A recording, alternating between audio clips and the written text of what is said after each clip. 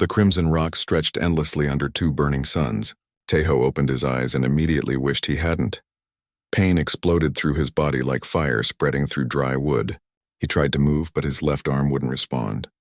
His right leg felt like someone had filled it with broken glass. The crash. He remembered now. The Vrexian fighters had come out of nowhere, their weapons tearing through the Resolute Dawn's shields like paper. His crew had fought bravely, but they never had a chance.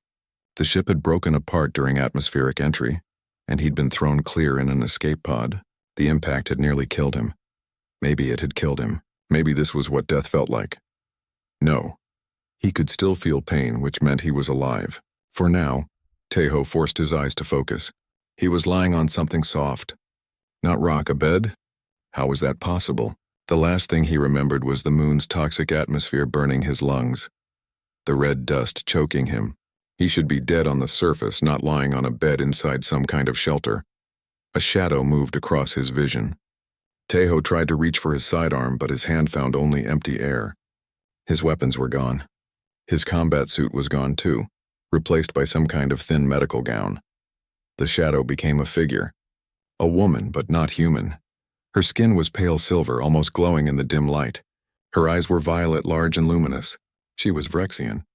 The enemy. Tejo's heart hammered in his chest. He tried to sit up, to fight, to do anything, but his body refused to obey. The Vrexian woman raised her hands in a peaceful gesture.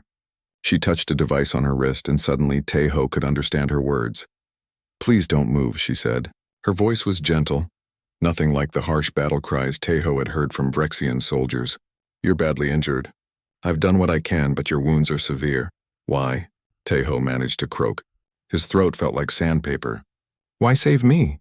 "We're enemies." The woman's expression was sad. "My name is Hana. I'm a doctor, not a soldier. I don't believe in this war. When I found your crash site, I couldn't just leave you to die." Tejo wanted to laugh, but it hurt too much. A Vrexian who didn't believe in the war? That seemed impossible. The Vrexians had started this conflict.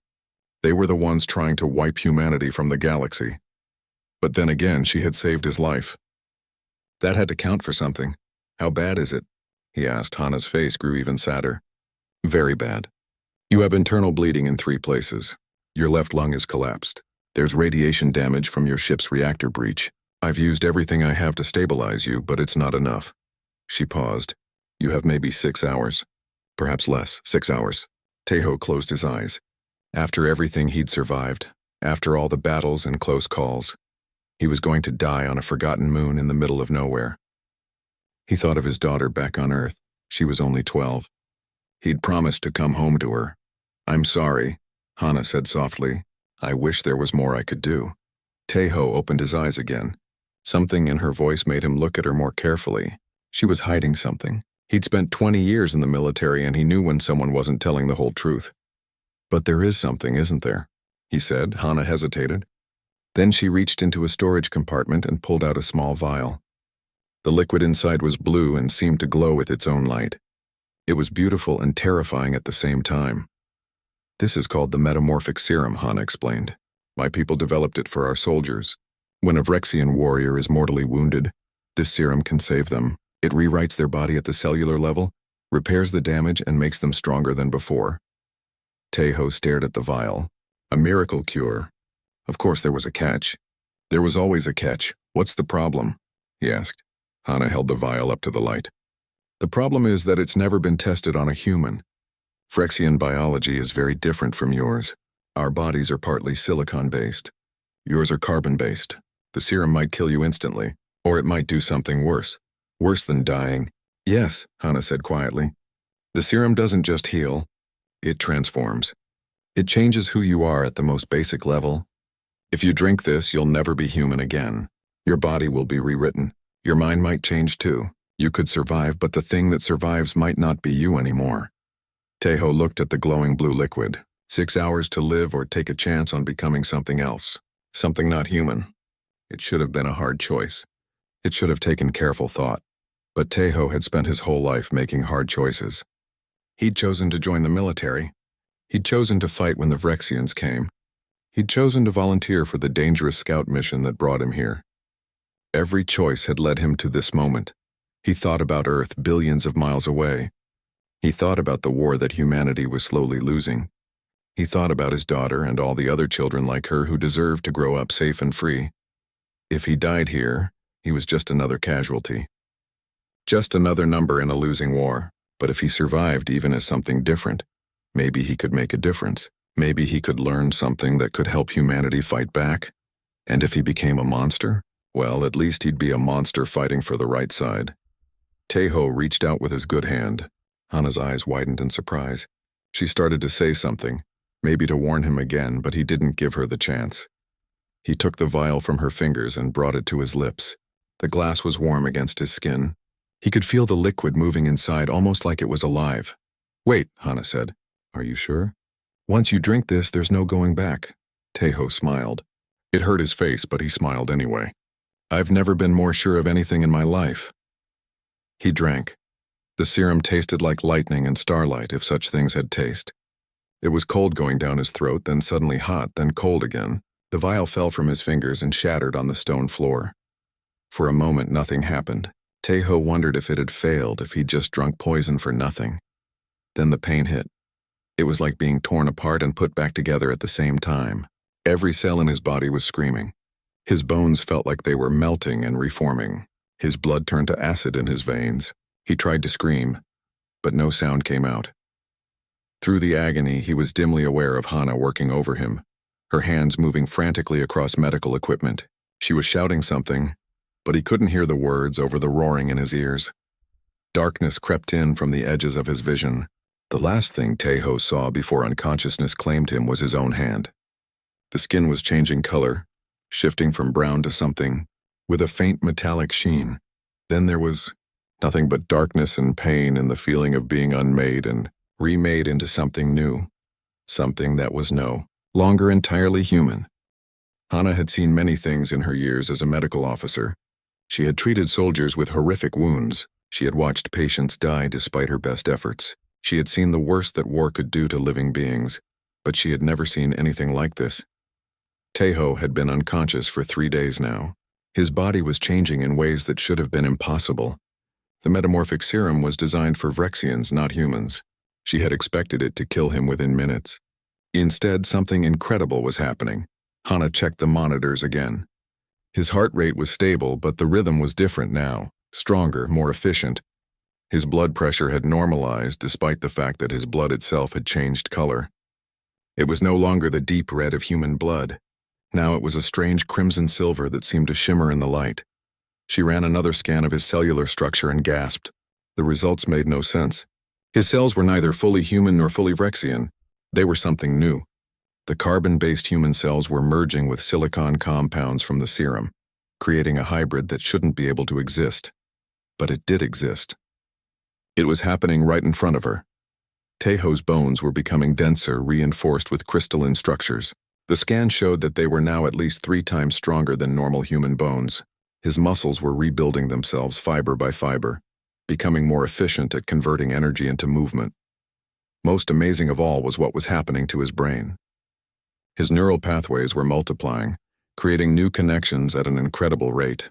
The processing power of his mind was increasing exponentially. If these scans were accurate, he would be able to think and react far faster than any normal human. Hana sat down heavily in her chair. This wasn't what the serum was supposed to do. When it transformed a Vrexian, it simply enhanced what was already there. It made them stronger, faster, tougher. But it didn't create something entirely new. Yet that was exactly what was happening to Teho. The serum wasn't just changing him. It was evolving him, taking the best qualities of both species and combining them, creating something that had never existed before. Why? What made humans different? Hana thought about what she knew of human biology. Humans were adaptable, more adaptable than Vrexians actually. They could survive in a wider range of environments. Their immune systems were incredibly flexible. Their bodies could adjust to new situations. Maybe that was the answer. Maybe human adaptability was working with the serum instead of against it.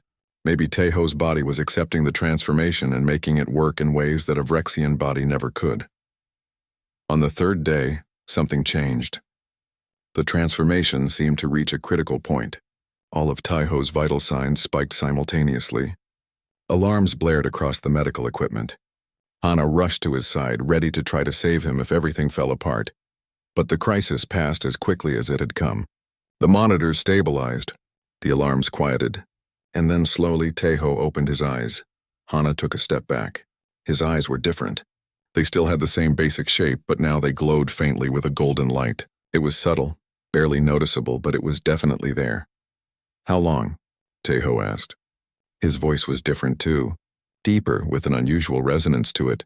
3 days, Hana replied. "How do you feel?" Taiho sat up slowly. There was no sign of pain on his face, no weakness. He moved smoothly, naturally, as if he hadn't been at death's door just days ago. "Different," he said. "Everything feels different." He looked at his hands. The skin had a subtle metallic sheen now, like polished bronze. He flexed his fingers, watching them move. "I can feel things I couldn't feel before. The air currents in this room, the electromagnetic field from your equipment, the vibrations in the rock beneath us." Hana's scientific curiosity overcame her shock. "Can you describe it?" "What else is different?" Taiho closed his eyes for a moment. "Everything is clearer, sharper. I can hear your heartbeat from across the room. I can smell the minerals in the rock, the ozone from the life support systems. My thoughts are faster, much faster. I asked you a question, and in the time it took you to answer, I've already thought through 50 different scenarios for what might happen next." He opened his eyes again and looked at her. "But I'm still me. I remember everything. My name, my past, my daughter. I was afraid I might lose that. That I might become something that just looked like me but wasn't really me anymore." Hana felt relief wash over her. "That's good. That's very good. I was worried about that too." Taiho stood up. He moved to a mirror on the wall and studied his reflection. His face was still recognizable, but different. The metallic sheen to his skin, the glowing eyes, the way he seemed to stand with perfect balance as if gravity itself was cooperating with him. "What am I now?" he asked quietly. Hana came to stand beside him. "Something new, something that's never existed before. Your body has merged human and Vrexian traits. You're stronger than any human, but you still have human adaptability and creativity. You have Vrexian durability, but you kept your human emotions and empathy." She paused, choosing her words carefully. "You're a bridge between our two species, proof that we're not as different as we thought." Taiho tested his new abilities.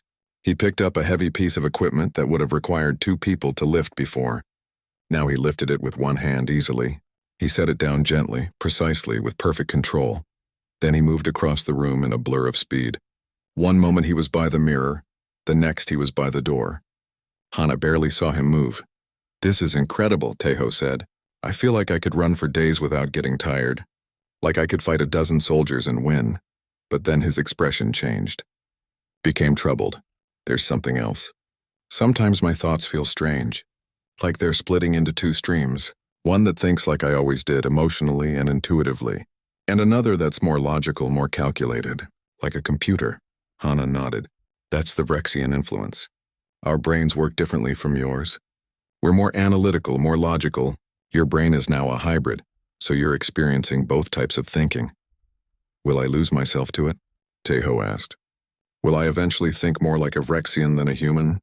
"I don't know," Hana admitted. "This has never happened before. You'll have to find your own balance. But I think your human side is strong. You haven't lost your emotions or your values. That's what makes you who you are." Taiho was quiet for a moment. Then he said, "When I woke up, the first thing I thought about was my daughter.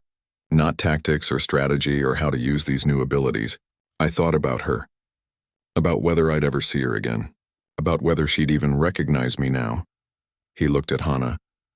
"As long as I can still feel that, I think I'll be okay. The moment I stop caring about the people I love, that's when I'll know I've lost myself." Hana smiled. "Then you're still human where it matters most. In your heart." Suddenly, Taiho's head snapped toward the cave entrance. His eyes narrowed. "Something's wrong.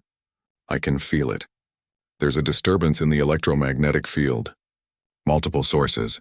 Moving fast." Hana's face went pale. "Ships? Are they Vrexian?" Taiho concentrated. His new senses reached out, feeling the approaching vessels through their engine signatures. "Yes, a military frigate and several smaller craft. They're scanning the surface, looking for something." "They're looking for you," Hana said. Or for me? Or both? She moved quickly to a console and began entering commands. We need to leave.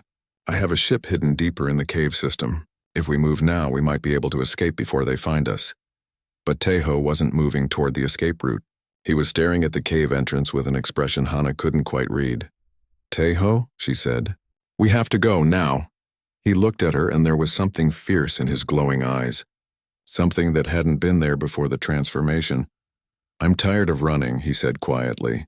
For years, humanity has been running from the Rexians, retreating, losing. But now I'm different. Now I can fight back. You don't know what you're capable of yet, Hana protested. You need time to learn to train. Taeho smiled. It wasn't a pleasant smile. It was the smile of someone who had nothing left to lose and everything to prove. Then I guess we're about to find out what I can do. The Vrexian frigate descended through the atmosphere like a predator diving toward prey. General Wu Jin stood on the command deck, his tall frame rigid with purpose.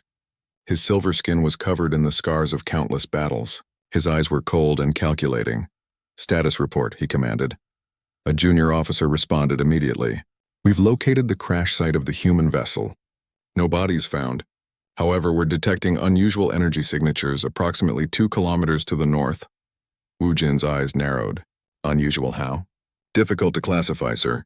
It's not standard Vrexian technology, but it's not human either. The signature is unlike anything in our databases. The general felt a cold suspicion forming in his mind. He knew that the traitor Dr. Hana was hiding somewhere in this sector. He also knew what she had stolen when she fled, the metamorphic serum. Could she have been foolish enough to use it? On a human? Deploy hunter drones, he ordered. Send ground forces to investigate. I want that area secured and any survivors captured. Alive, if possible, dead if necessary. The officer saluted and moved to carry out the orders. Wu Jin turned to the view screen, watching the crimson landscape below. If Hana had created some kind of hybrid creature, it would need to be destroyed. The purity of the Rexian species could not be compromised. Inside the cave, Taeho heard the drones before he saw them. Their engines produced a distinctive high-pitched whine that cut through the rock. His enhanced hearing picked up the sound easily. How many? Hana asked urgently. Taeho closed his eyes, concentrating on his new senses. 12 drones. 20 ground soldiers. They're spreading out in a search pattern. They'll find this place in minutes. Then we run, Hana insisted. No, Taeho said calmly. You run. Get to your ship. I'll hold them off. That's suicide. You don't even know if you can fight yet. Taeho looked at her with his glowing golden eyes. If I can't fight, then the transformation was pointless. But if I can, then I need to know. And I need them to know that humans aren't helpless anymore. Before Hana could argue further, Taeho moved. He was through the medical facility and heading toward the cave entrance before she could even react. His speed was incredible. The first drone appeared at the cave mouth, its sensors scanning the darkness. Taeho didn't give it time to transmit. He leaped forward, covering 20 meters in a single bound.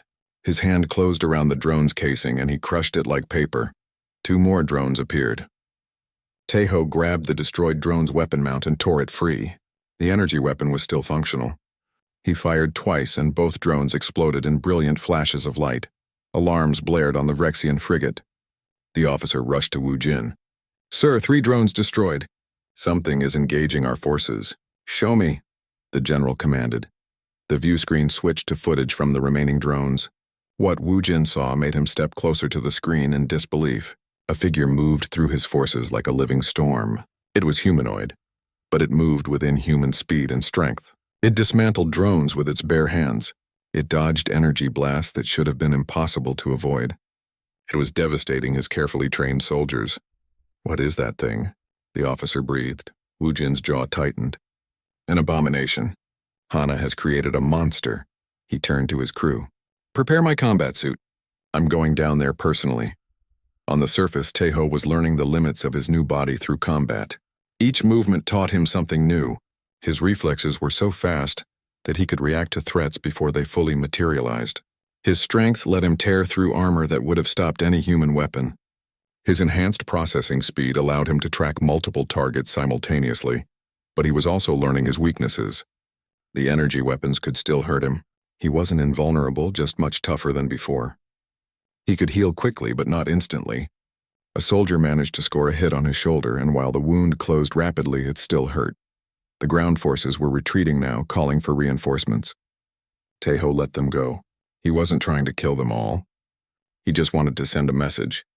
Humanity could fight back now. The Vrexians weren't invincible anymore. Then something changed. Tejo felt a new presence approaching. This one was different from the soldiers, stronger, more dangerous. His enhanced senses screamed a warning. General Wu Jin landed on the rocks with a heavy thud. His combat suit was massive, covered in weapons and armor plating. He was nearly 8 feet tall in the suit, a towering warrior built for destruction. "So you're the creature Hana created," Wu Jin said, his voice amplified by the suit's speakers. "You're an insult to both our species. Neither human nor Vrexian. Just a twisted experiment that should never have existed." Tejo faced the general calmly. "I'm something new. Something that proves your species isn't superior. If I can exist, if I can fight on equal terms with you, then what does that say about your empire's beliefs?" Wu Jin's response was to fire. Energy beams lanced out from multiple weapons on his suit. Tejo dodged, but barely. The general was fast, far faster than the regular soldiers. This was going to be a real fight. They clashed in a fury of movement. Tejo's speed against Wu Jin's firepower. The general's suit was powerful, but it was also heavy. Tejo was faster, more agile. He darted in, struck at weak points in the armor, then danced away before Wu Jin could retaliate. But the general was experienced. He anticipated Tejo's movements, laid traps, forced him into positions where escape was difficult. More than once, energy blasts caught Tejo, burning through his transformed flesh. The pain was intense, but his body healed almost as fast as it was damaged. The battle raged across the rocky landscape. Neither could gain a clear advantage. They were too evenly matched. For every blow Tejo landed, Wu Jin responded with devastating firepower. For every trap the general set, Tejo found a way to escape. Then Tejo saw his opening. Wu Jin's suit had a cooling vent on the back. It was small, well protected, but it was there. If he could get behind the general, if he could strike that exact spot with enough force, he might be able to disable the suit. He feinted left, then right, then dove beneath a massive energy blast. His hands found purchase on the rocks, and he launched himself through the air in a spinning arc. For a brief moment, he was behind Wu Jin. His fist slammed into the cooling vent with all his enhanced strength. The impact was like a hammer striking a bell. The vent cracked, then shattered. Coolant sprayed out in a toxic cloud. Wu Jin roared in fury and pain as his suit began to overheat.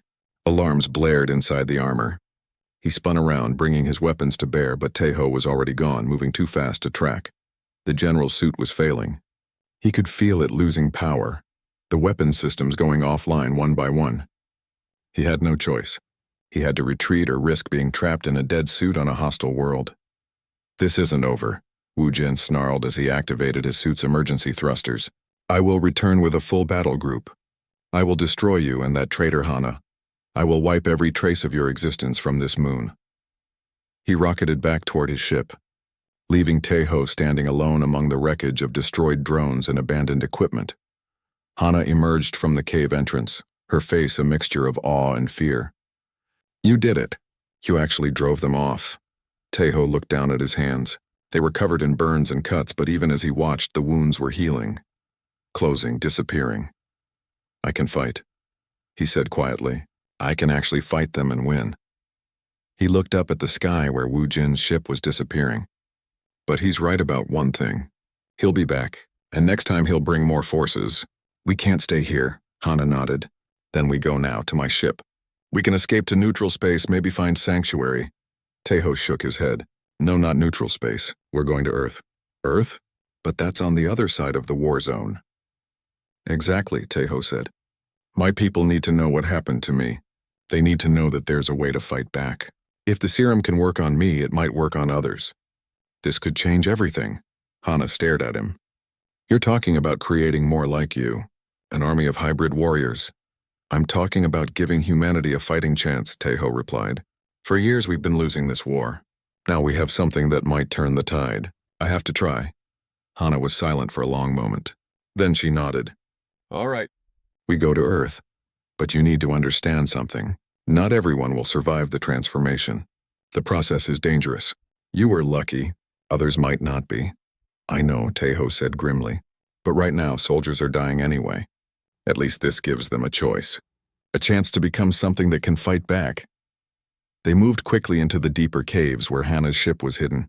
Behind them, the twin suns set over the crimson rocks. And somewhere in orbit, General Wu Jin was already planning his revenge. Hannah's ship was small but well equipped. It had stealth capabilities that made it nearly invisible to most scanners. The interior was cramped, filled with medical equipment and research data that Hannah had accumulated during her exile. They fled through an asteroid field, weaving between the massive rocks with precision. Hannah was an excellent pilot. The ship responded to her commands like an extension of her body. Behind them, there was no sign of pursuit yet, but Tejo knew it was only a matter of time. Once they were clear of the immediate danger, Tejo began examining himself more carefully. The burns and cuts from the battle with Wu Jin were completely healed now. His skin showed no sign of injury. It was as if the fight had never happened. How long does the healing take? He asked Hannah. She glanced back from the pilot's seat. It depends on the severity of the injury. Small wounds close in seconds. Larger ones might take minutes or hours. But you'll never heal as slowly as a normal human again. Tejo nodded. He was still getting used to what he had become. Every few minutes he discovered something new. He could see in much dimmer light than before. He could sense the electromagnetic fields from the ship's systems. His thoughts processed information faster than he could have imagined possible. But the most unsettling thing was the dual nature of his thinking. Part of him still thought like a human, with emotions and intuition guiding his decisions. But another part thought in pure logic, calculating probabilities and outcomes with cold efficiency. Tell me about the serum, he said. Everything you know. Hannah set the ship to autopilot and turned to face him. The metamorphic serum was developed by our top scientists about 20 years ago. The Vrexian Empire wanted a way to save critically wounded soldiers and turn them into superior warriors. The serum was the answer. How does it work? It uses the subject's remaining life force as a catalyst, Hannah explained. That's why it only works on those who are dying. The serum takes that fading energy and redirects it. Instead of death, there's transformation. The body is broken down at the cellular level and rebuilt according to new parameters. Tejo leaned forward. And what happened to me was different from what happens to Vrexians. Very different, Hannah confirmed. When a Vrexian undergoes the transformation, they become enhanced versions of themselves. Stronger, faster, tougher, but they're still fundamentally Vrexian. You became something else entirely. A fusion of human and Vrexian traits. Why? I think it's because humans are more adaptable, Hannah said. Your species evolved on a planet with extreme environmental variation. You had to be flexible to survive. That adaptability is coded into your genes. When the serum tried to rewrite your DNA, your body didn't fight it. Instead, it adapted to it, incorporated it, made it work in ways that were never intended. Tejo was quiet for a moment, processing this information. So if other humans undergo the transformation, they might all end up different. Each one adapting in their own way? Possibly, Hannah admitted. I can't be certain. You're the only test case. But human genetic variation is much greater than Vrexian variation. Each person might respond differently. And the risks? Hannah's expression grew somber. The transformation is traumatic. Even among Vrexians, not everyone survives. The mortality rate is about 30%. For humans, it could be higher. We simply don't know. Tejo stood and moved to the viewport, looking out at the stars. So if I take this to Earth, if I convince them to try it, some people will die. People who might have lived if they'd just received normal medical treatment. Yes, Hannah said quietly. That's the ethical dilemma. You're offering power, but at a terrible cost. Tejo was silent for a long time. Then he said, when I was lying in that cave, dying, you gave me a choice. You told me what would happen. You warned me, but you let me choose. He turned to face her. That's what we'll do on Earth. We'll tell people the truth, the risks and the rewards, and we'll let them choose for themselves. If someone is dying anyway, if they want to take that chance, that's their decision to make. Hannah nodded slowly. That's fair. But you need to understand something else. The Vrexian Empire will not let this technology spread. If they learn that humans have access to the serum, they'll do everything in their power to destroy it, and you. This will make you the most hunted person in the galaxy. I'm already being hunted, Tejo replied with a slight smile. Wu Jin made that clear. At least now I can fight back. Over the next several days as they traveled toward Earth, Hana taught Tai-Ho everything she knew about the serum. She showed him the molecular structure, explained the transformation process, and helped him understand the limits of his new abilities. They also talked about other things. About their lives before the war. Hana told him about growing up on a Vrexian colony world, about her decision to become a doctor instead of a soldier. Tai-Ho told her about Earth, about his daughter, about the day the Vrexians first attacked human space. Slowly, a bond formed between them. They were both outcasts now, both changed by their choices, both trying to find a way to end a war that seemed endless. When they were about 3 days from Earth, Tai-Ho made his decision. I need to send a message ahead, to warn Earth Command that I'm coming, and to tell them what happened to me. Hana brought up the communications system. The Vrexians will intercept any standard transmission, but I have access to a secure relay network. Messages sent through it are heavily encrypted and routed through multiple stations. It should be safe. Tai-Ho composed his message carefully. He addressed it to Admiral Kyung-soo, his former commanding officer. She was the one person he knew would listen, who would understand the importance of what had happened. The message was simple, but carried immense weight. He explained that he was alive, that he had been transformed by Vrexian technology, and that this transformation could be replicated. He told her that human evolution was possible, that there was a way to fight back against the Vrexian Empire. He ended the message with a request: prepare a secure facility where he could meet with Earth's military leadership. They would need to make some very difficult decisions. After he sent the message, Tai-Ho felt a strange mixture of relief and anxiety. He had set something in motion that couldn't be stopped. Soon Earth would know what he had become. Soon they would have to decide whether to follow his path. Do you think they'll accept you? Hana asked quietly. You're not entirely human anymore. Some people might see you as a monster. Tai-Ho looked down at his hands with their metallic sheen. Maybe they will. But I'm willing to risk that. Because if they can see past what I look like, if they can understand what this means for humanity's survival, then maybe we have a chance. He paused, then added, and if they reject me, if they see me as a monster, then I'll accept that too. At least I'll have tried. Hana moved to stand beside him at the viewport. You're braver than most people I've met, human or Vrexian. I'm not brave, Tai-Ho said. I'm just someone who refused to die quietly.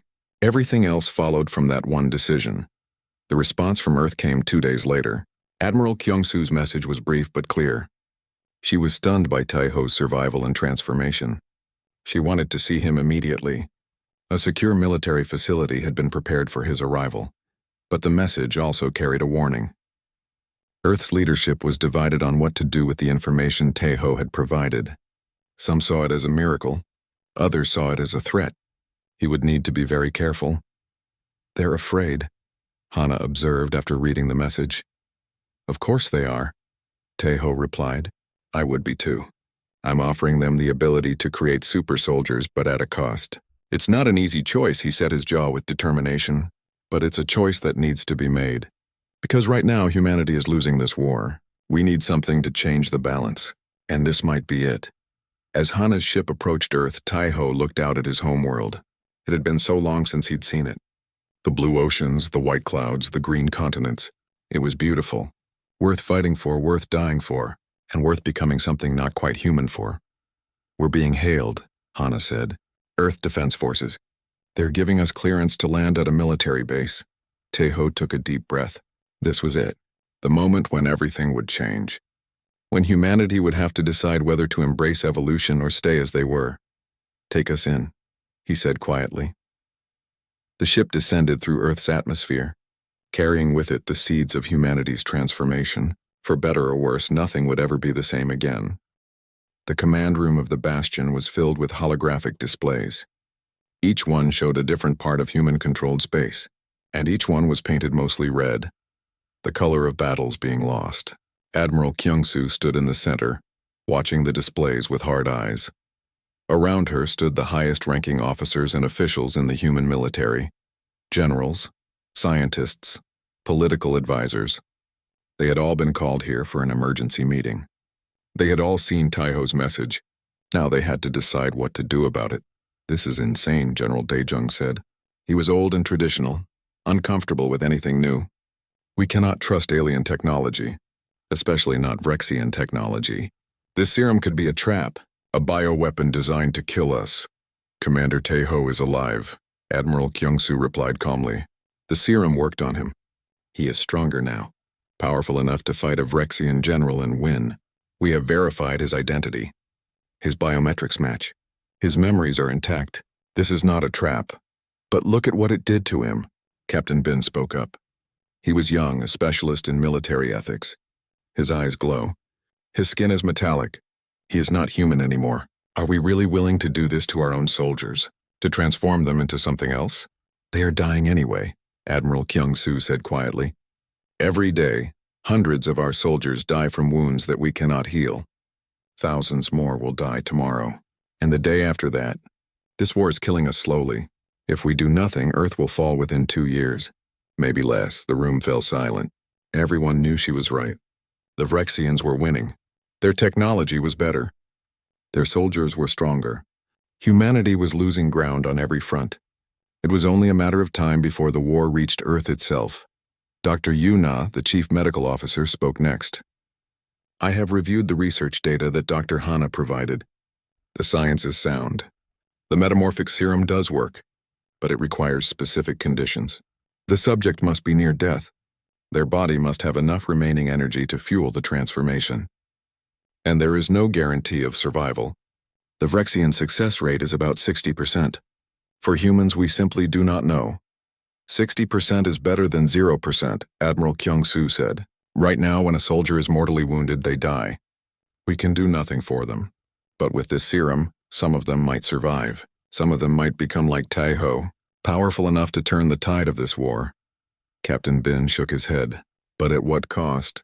We would be asking dying soldiers to give up their humanity for a chance at survival. That is a terrible choice to force on someone. We would not force anyone, Admiral Kyung-soo said firmly. This would be completely voluntary. We would only offer it to soldiers who are dying from their wounds. Soldiers who have no other options. We would explain the risks clearly. The pain, the changes, the possibility of death, and then we would let them choose. Some will choose it, General Dae-jung said quietly. He had been against the idea, but now he was thinking more carefully. Soldiers who are dying often want one more chance to fight. One more chance to matter. They will volunteer. And those who survive will be powerful, Dr. Yuna added. The data shows that transformed subjects have strength, speed, and healing abilities far beyond normal humans. If we could create even a small unit of these enhanced soldiers, they could accomplish missions that would normally require entire battalions. Admiral Kyung-soo looked around the room. She could see the doubt on their faces, but she could also see the hope. The desperate hope that maybe, just maybe, this could save them. I am making the decision, she said. We will proceed with the program, but we will do it carefully. We will start with a small group of volunteers. We will monitor every transformation. We will learn as much as we can. And if it works, if we can create a unit of enhanced soldiers, we will call them the Ascendant Corps. Captain Bin looked troubled. And if it does not work? If people die? If they become monsters? Then we will stop, Admiral Kyung-soo said. But we have to try. We are out of options. This is our last hope. A vote was taken. It was not unanimous, but it was clear. The program would go forward. Admiral Kyung-soo immediately sent out orders. A medical frigate called the Mercy's Hope would be converted into a transformation facility.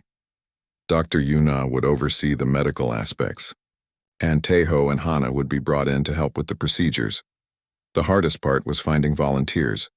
Admiral Kyung-soo sent a message to all military hospitals and medical ships. She explained the program carefully. She did not hide the risks. She made it clear that this was experimental and dangerous. Within hours, they had more volunteers than they could accept. Hundreds of dying soldiers wanted the chance. Some wanted to keep fighting. Some wanted to protect their families. Some just did not want to die without trying everything possible. Admiral Kyung-soo reviewed the applications herself. She selected 20 soldiers for the first test group. 20 people who were young and strong before their injuries. 20 people who had a better chance of surviving the transformation. 20 people who understood what they were volunteering for. One of them was Sergeant Nari. She had been a combat soldier for 8 years. She had fought in dozens of battles. Then a plasma grenade took her legs and her left arm. The doctors said she would die within a week from the damage to her internal organs. When she heard about the program, she volunteered immediately. "I have fought for humanity my whole adult life," she told the selection committee. "I am not ready to stop now. If there is a chance I can keep fighting, I will take it. I do not care what it costs." Another volunteer was Lieutenant June. He had been a pilot like Tejo. His ship had been shot down during a rescue mission. He had crashed and survived, but his body was broken inside. Crushed organs, internal bleeding, radiation poisoning. The doctors gave him 3 days. "I knew the risks when I became a pilot," he said. "I knew I might die. But I always hoped that if I did die, it would mean something. This way, maybe it will. Maybe I can become something that helps us win." The volunteers were transported to the Mercy's Hope. The medical frigate had been stripped of most of its equipment and rebuilt specifically for transformations. Hana had supervised the construction, making sure everything was perfect. Tejo had helped too, using his enhanced strength to move heavy equipment and his technology interface to program the systems. When Tejo saw the volunteers for the first time, he felt a weight settle on his shoulders. These people were trusting him. They were following his example. If they died, it would be because of the choice he made to send that message. Hana saw his face and understood. "You cannot blame yourself for what happens," she said gently. "They made their own choices, just like you did." "I know," Tejo said, "but that does not make it easier." The first transformation was scheduled for the next day. Sergeant Nari would be first. She insisted on it. "I am a soldier," she said. "Soldiers go first." That night Tejo could not sleep. He walked through the ship, checking the equipment over and over, making sure everything was ready. He knew that tomorrow would change everything. For better or worse, humanity was about to take a step into the unknown. Admiral Kyung-soo watched from Earth. She sat in her office, looking at the reports from the Mercy's Hope. She thought about the decision she had made, about the lives that would be lost, about the lives that might be saved. Captain Bin had asked her if this was the right choice. She still did not know, but it was the only choice they had. Humanity was out of time, out of options. This was their gambit, their desperate play to survive. She touched a button on her desk. A hologram appeared showing her family, her husband and 2 children. They lived on Earth, far from the front lines. But the front lines were coming closer every day. If this gambit failed, the war would reach them. The Vrexians would reach them. "For you," she whispered to the hologram. "For all of you. We have to try." Across space on the Mercy's Hope, Sergeant Nari lay in a medical bed. She was connected to dozens of monitors. Dr. Yuna and Hana were preparing the serum. Tejo stood beside Nari's bed, his golden eyes glowing softly in the dim light. "Are you ready?" he asked her. Nari smiled. Even in pain, even knowing she might die, she smiled. "I have been ready my whole life. Let us do this." Hana brought the vial of blue liquid. It glowed with that strange inner light. She placed it in Nari's remaining hand. The sergeant looked at it for a moment. Then she lifted it to her lips. "To humanity," Nari said, "and to whatever comes next," she drank. The transformation began, and humanity took its first step toward evolution. Sergeant Nari screamed for 3 days. The transformation was agony. Every cell in her body was being torn apart and rebuilt. Her missing limbs were regenerating, growing back from nothing. Bones formed first, then muscles, then skin. The medical monitors showed impossible things happening inside her. Tejo stayed with her the entire time. He held her hand when the pain was worst. He talked to her, keeping her anchored to reality, reminding her who she was, what she was fighting for. He had gone through this alone. She did not have to. "Stay with us, Nari," he said over and over. "Remember who you are. You are a soldier. You are strong. You can survive this." On the 3rd day, the screaming stopped. Nari lay still on the bed, breathing slowly. The monitors showed stable vital signs. The transformation was complete. Tejo and Hana waited, watching carefully. Then Nari's eyes opened. They glowed. Not golden like Tejo's, but a bright silver. Her new legs and arm looked perfect, covered in skin that had a faint metallic sheen. She sat up slowly and looked at her body with wonder. "I can feel everything," she whispered. "The ship's engines, the electrical systems. My body is so strong, so alive." She looked at Tejo. Did it work? Am I like you? Tejo smiled with relief. Yes, welcome to the Ascendant Corps, Sergeant. But not everyone was so lucky. Lieutenant June was next. His transformation started the same way. The pain, the screaming, the cellular restructuring. But on the second day, something went wrong. His body rejected the serum. The monitors showed his systems failing one by one. Hana and Dr. Yuna tried everything to save him. They used every medical technique they knew, but it was not enough. June died in agony, his body unable to complete the transformation. His last words were an apology for failing. Tejo felt the death like a physical blow. This man had volunteered because of his message, had died because of his message. He went to a quiet part of the ship and sat alone for hours, struggling with the guilt. Hana found him there. It is not your fault, she said gently. He died because I sent that message, Tejo said. Because I convinced Earth to try this. He was dying anyway, Hana reminded him. He had 3 days to live. He chose to spend those days trying to become something that could help humanity. That was his choice. You gave him that choice. You did not force him. Tejo knew she was right, but it still hurt. It would always hurt. But he could not stop now. Others were waiting. Others wanted the same chance. Over the next several weeks, the transformations continued. Out of 20 volunteers, 12 survived. 8 did not. Each death was recorded. Each success was celebrated. The survivors became the founding members of the Ascendant Corps. They trained together on the Mercy's Hope, learning their new abilities. Testing their limits, they were stronger than normal humans, faster, more durable. They could heal from wounds that would kill ordinary soldiers. They could interface with technology directly. And they retained their humanity, their emotions, their tactical thinking. Tejo led them. He taught them how to fight with their new bodies, how to use their enhanced senses, how to stay connected to their humanity, even when their thoughts started splitting into human and Vrexian patterns. You are not machines, he told them during training. You are not weapons. You are soldiers, human soldiers who happen to have new abilities. Never forget that. Never forget who you are fighting for. Admiral Kyung-soo watched their progress from Earth. The reports were incredible. These 12 transformed soldiers could accomplish missions that would normally require 100 regular soldiers. They were a force multiplier, a game changer. She decided it was time to test them in real combat.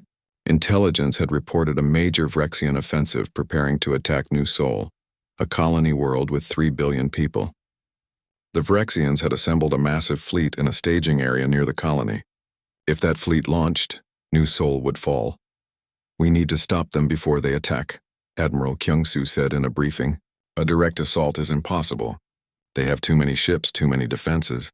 But a covert strike might work. A small team infiltrating the staging area and sabotaging their fleet before it can launch. She looked at Tejo. This is a job for the Ascendant Corps. Are you ready? Tejo did not hesitate. We are ready. The mission was planned carefully. The Ascendant Corps would use a small stealth ship to approach the staging area. They would infiltrate the main command station, plant explosives in the fleet's fuel depots, and escape before the Vrexians knew what happened. It was dangerous. Maybe impossible, but it was their best chance. The team consisted of all 12 members of the Ascendant Corps. Tejo led them. Sergeant Nari was second in command. The others had all proven themselves in training. They were ready.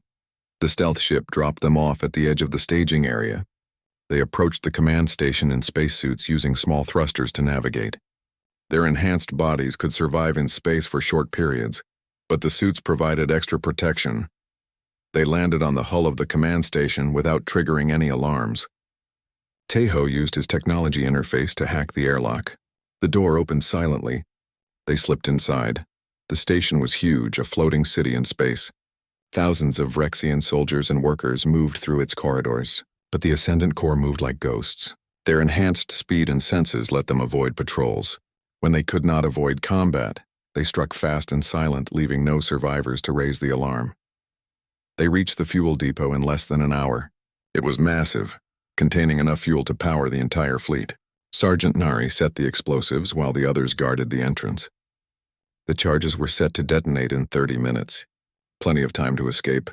But as they were leaving, alarms started blaring. Someone had found the bodies. The station went into lockdown. Blast doors slammed shut throughout the complex. The Ascendant Corps was trapped. "Change of plans," Tejo said calmly. "We fight our way out." What followed was chaos. The Ascendant Corps tore through the station like a storm. They moved faster than the Vrexians could react. They were stronger than the Vrexians expected. Weapons that should have killed them barely slowed them down. Tejo led from the front, his glowing eyes cutting through the smoke and darkness. He fought with a combination of human creativity and Vrexian precision.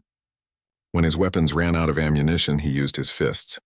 When the Vrexians tried to corner them, he found new routes through walls and floors, using his strength to tear through metal. Sergeant Nari fought beside him, her silver eyes blazing. She had always been a good soldier. Now she was extraordinary. She saved 2 of her teammates from an ambush, moving so fast she seemed to be in multiple places at once. The Ascendant Corps reached an airlock just as the explosives detonated. The blast was massive. The fuel depot exploded, triggering a chain reaction that destroyed half the station. The shockwave threw them out into space, but they survived. Their enhanced bodies could handle the trauma. Their stealth ship picked them up automatically. They watched from a safe distance as the Vrexian fleet began to panic. Without fuel, the ships could not launch. The offensive against New Sol was cancelled. 3 billion people were saved. The Ascendant Corps returned to Earth as heroes. Admiral Kyung-soo met them personally. She shook each of their hands, looking into their glowing eyes. "You did the impossible," she said. "You saved New Sol. You proved that this program works, that humanity can fight back." Tejo nodded. But he did not feel like celebrating. He was thinking about the 8 volunteers who had died, about Lieutenant June, about all the sacrifices that had been made to create the Ascendant Corps. "This is just the beginning," he said. "We won 1 battle, but the war is far from over." Admiral Kyung-soo smiled grimly. "Then we will keep fighting. We will create more Ascendant Corps units. We will train more volunteers. We will take this war to the Vrexians and show them that humanity will not surrender." She was right. Over the next few months, more volunteers came forward. More transformations were performed. The success rate improved as Hana and Dr. Yuna refined their techniques. The Ascendant Corps grew from 12 members to 50, then 100, then 200. Each new member changed the balance of the war a little more. Battles that would have been massacres became victories. Colonies that would have fallen were held. The Vrexian advance slowed, then stopped, then began to reverse. For the first time since the war began, humanity had hope. Real hope. And it was all because one dying pilot had chosen to drink a blue liquid without fear. 6 months had passed since the formation of the Ascendant Corps. The war had changed. No longer was humanity being pushed back on every front. Now the fighting had become a brutal stalemate. The Vrexians were still powerful, but they were no longer unstoppable. The Ascendant Corps now numbered 300 members. Each one had been a dying soldier who chose transformation over death. Each one was a warrior who bridged human and Vrexian biology. They fought on a dozen different worlds, turning the tide of battles that would have been lost. Tejo had become a legend. Both sides knew his name now. Humans called him the First Ascendant, the man who showed them how to fight back. Vrexians called him the Abomination, the creature that should not exist. He did not care what they called him. He only cared about ending the war, but the cost weighed on him. He had watched hundreds of volunteers attempt the transformation. He had watched many of them die. Each death felt personal. Each failure reminded him of Lieutenant June and the others who had not made it. He stood on the observation deck of a human battleship, looking out at the stars. Hana came to stand beside him. She had stayed with the program, helping to perfect the transformation process.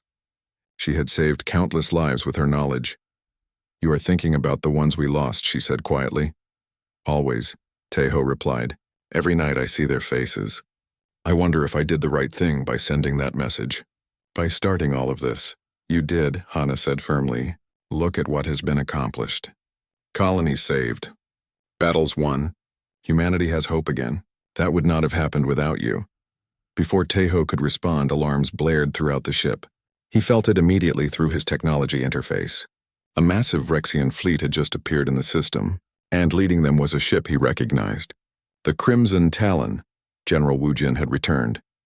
Admiral Kyung-soo's voice came over the communication system. "All hands to battle stations. This is not a drill. Enemy fleet detected. We are engaging." Tejo ran to the command center. The holographic displays showed the situation clearly. The Vrexian fleet was huge. 50 warships all converging on the Nexus relay station. The station was vital to human communications. If it fell, entire sectors would be cut off from each other. Wu Jin is after the station, Admiral Kyung-soo said. If he destroys it, we lose our ability to coordinate across this entire region. We have to stop him. He is also after me, Taeho said. This is personal for him. He sees me as an insult to everything he believes in. He will not stop until one of us is dead. The Admiral looked at him. Can you stop him? Taeho's golden eyes glowed brighter. I can try. The battle began. Human and Vrexian ships clashed in space around the Nexus station. Energy weapons lit up the darkness. Ships exploded in brilliant flashes. The Ascendant Corps deployed to the station itself, preparing to defend it if the Vrexians tried to board. General Wu Jin led the boarding assault personally. He had enhanced himself since their last encounter. New augmentations, stronger armor, better weapons. He was determined to kill Taeho and destroy everything the Ascendant Corps represented. The Vrexian boarding pods attached to the station with metallic thuds. Soldiers poured out, heavily armed and armored. But the Ascendant Corps was waiting. The battle inside the station was fierce and brutal. Enhanced humans fought enhanced Vrexians in narrow corridors. The station shook with explosions. Taeho moved through the chaos searching for Wu Jin. He could sense the general's presence through the electromagnetic fields. They were drawing closer to each other, pulled together by destiny and hatred.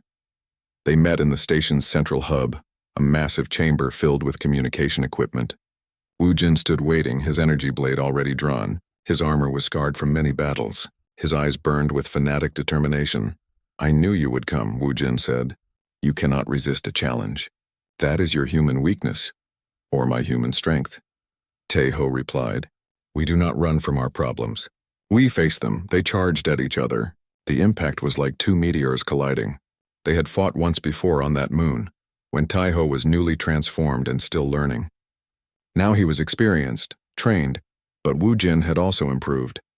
The battle was more equal than before.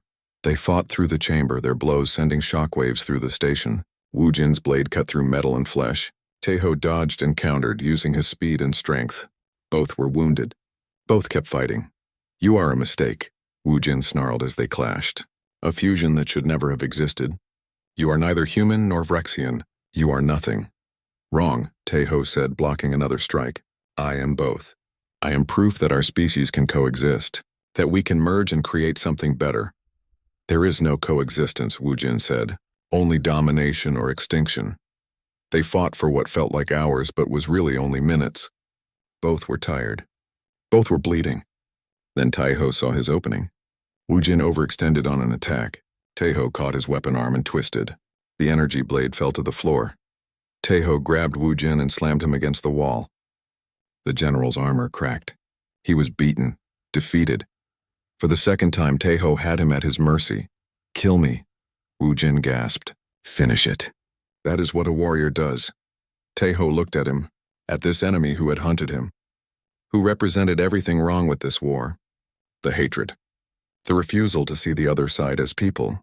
The belief that only one species could survive. No, Taeho said. I will not kill you. Because that would prove you right. That there can be no coexistence, no mercy. No future except endless war.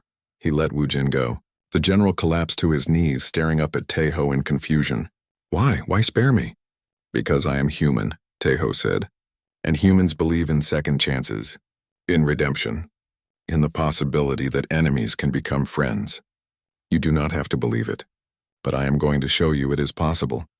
Human soldiers arrived and took Wu Jin into custody.